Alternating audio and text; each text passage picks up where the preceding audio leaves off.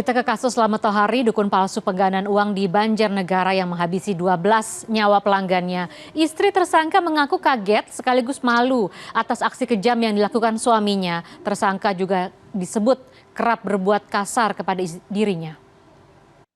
Ya kaget, iya.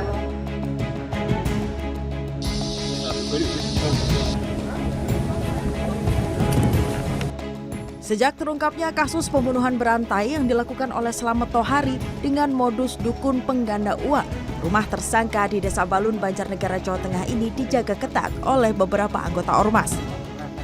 Bahkan jalan setapak menuju rumah ini juga ditutup portal dengan kayu. Hal ini dilakukan untuk mencegah warga yang hendak melihat kondisi rumah tersangka pembunuhan sadis ini. Rumah ini masih dihuni istri dan 2 anak tersangka. Namun, pintu rumah selalu ditutup lantaran Seneh, istri Slamet Tohari mengaku sudah tak berani keluar rumah. Di depan rumah pelaku terdapat bangunan rumah kecil berukuran 2 kali 3 meter. Bangunan inilah yang dijadikan Mbah Slamet sebagai tempat menjalani ritual bersama para korban. Seneh, istri Slamet mengaku tidak tahu ulah sang suami. Wanita 49 tahun ini bahkan mengaku tak mengetahui pekerjaan suaminya. Namun menurutnya sang suami memang kerap berlaku kasar kepadanya. Nggak tahu, jarang di rumah sih. Nggak tahu itu sakti atau apa juga nggak tahu ya. Cuma malu wong suaminya jadi pembunuh, tapi kan lah malu-malu gimana wong nyatanya saya kurang tahu ya. Memperlakukan ibu seperti apa? Ya kadang ya kasar, kalau lagi ada perempuan lain kan sering kasar lah sama saya.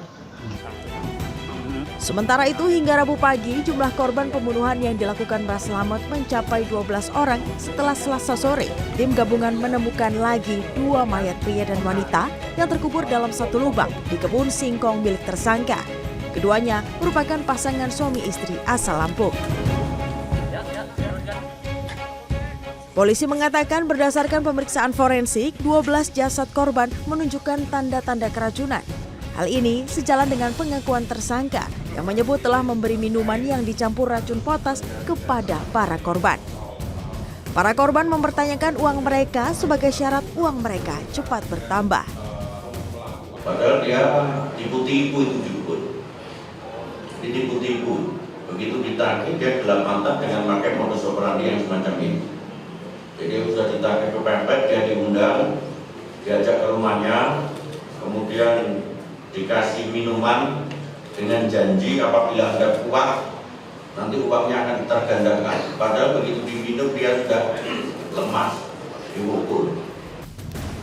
Dari 12 jasad yang ditemukan, polisi baru berhasil mengidentifikasi 1 jasad, yakni Purwanto, warga Desa Sukabumi, Jawa Barat ini sebelumnya dilaporkan hilang oleh anaknya.